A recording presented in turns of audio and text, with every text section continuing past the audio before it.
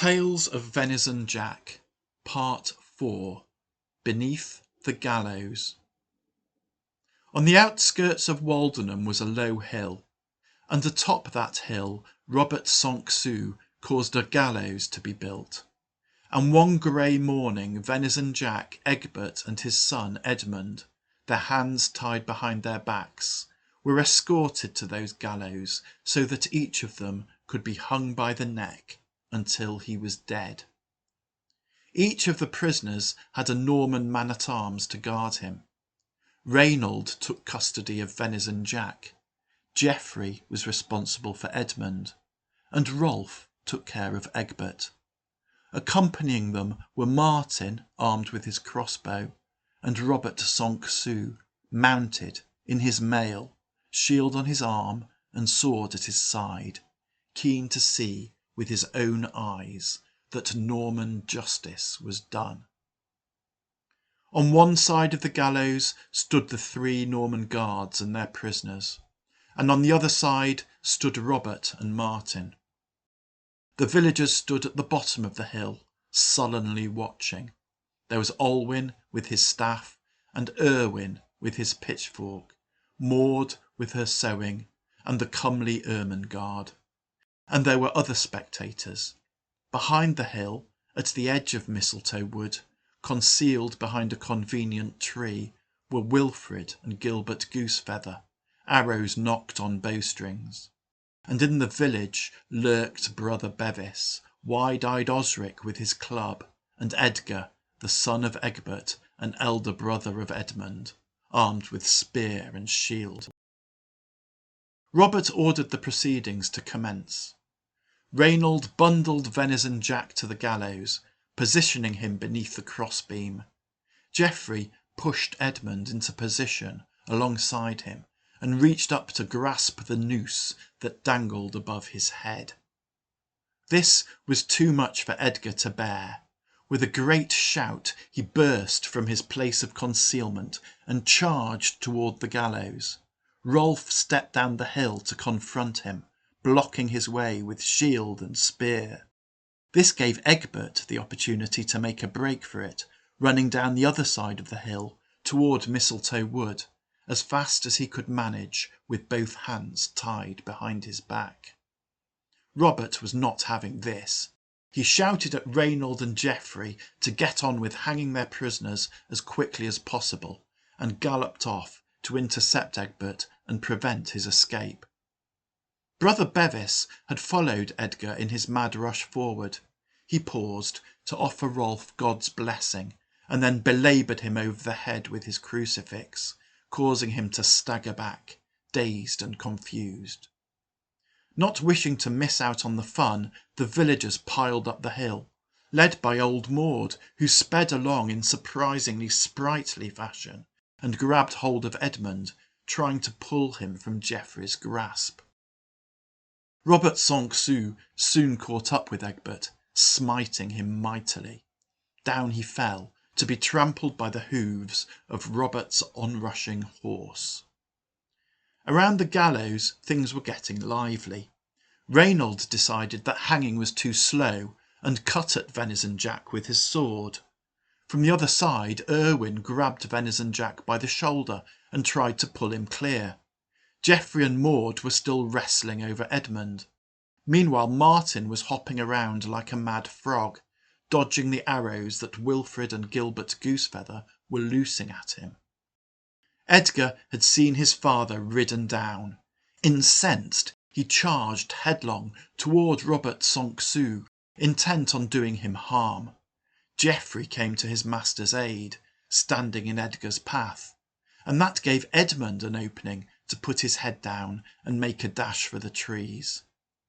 Rolf was still feeling somewhat groggy. Bevis advanced on him, crucifix raised, intent on inflicting more harm, but Rolf fended the friar off with his spear. The respite Rolf thus earned was but transitory. Wide-eyed Osric bundled into him, swinging his bludgeon with gay abandon. Reynold raised his sword, intending to strike Venison Jack a second time, But before he could do so, Maud fell on him, stabbing at his face with a sewing needle, forcing him away from the outlaw. Robert observed Edmund's bid for freedom, and muttering about having to do all the hard work around here himself, he turned his horse in that direction.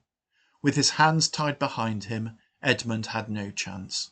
He went down in a flurry of sword strokes and pounding hooves. Edgar cried out in anguish, and dodging around Geoffrey pursued Robert hotly, cursing him roundly, swearing revenge for battered kinsfolk. Meanwhile, Geoffrey decided to go and lend Rolf a hand, but Rolf had had enough. Even as Geoffrey joined the fight, Rolf left it. He bolted, heading for home. Osric welcomed Geoffrey to the proceedings with a blow of his club. Martin saw Rolf making his exit and, deciding that was a good idea, followed after him. Free from Reynold's clutches, Venison Jack made his move. He did not repeat the mistake of Egbert and Edmund and try to run across the open ground and into the forest. Instead, he hid himself behind a sturdy tree that stood next to the gallows. Robert was incandescent. He wanted to see Venison Jack strung up, not scurrying around. He again spurred his horse and rode around the foot of the hill, looking for a convenient route up it to put an end to the pesky poacher. Edgar followed him, running around the hilltop, still shouting abuse, still threatening violence. But Edgar was diverted from his mission. Reynold attacked him, and Edgar soon had his hands full, defending himself against the Norman's agile blade. A particularly vicious thrust caused Edgar to stagger down the hill, right into Robert's path. Robert raised his sword to cut the Saxon down, but the stroke was never delivered. From the edge of Mistletoe Wood, Wilfrid loosed an arrow that flew straight and true and struck Robert between the shoulder blades. It didn't actually do Robert any harm, his armour saw to that, but, distracted by the impact, Robert turned to see what had caused it, and while he shook his fist at Wilfrid, Edgar recovered his balance and his composure. And now Gilbert Goosefeather stepped out from the trees, arrow threateningly nocked. Robert hesitated. Venison Jack crept around to the other side of the tree, keeping it between him and Robert. Robert Sonk-Su was not a reckless man, and he could see the odds were stacked against him. He decided to give the day up as a bad job and turned his horse's head for home. That rather left Reynold in the lurch. The sergeant found himself confronted by Edgar, Erwin and Olwyn, all advancing menacingly toward him. He stepped back, attempting to disengage. Geoffrey was also in a sticky spot, simultaneously trying to fight off both Brother Bevis and wide-eyed Osric. He had some success in doing so, although he took some blows in the process. Reynold was edging back toward Venison Jack's tree. This made Venison Jack nervous. He crept around the trunk, keeping it between him and the Norman, and then dashed across the hillside, seeking safety behind his rescuers. But Reynold had other things to think about.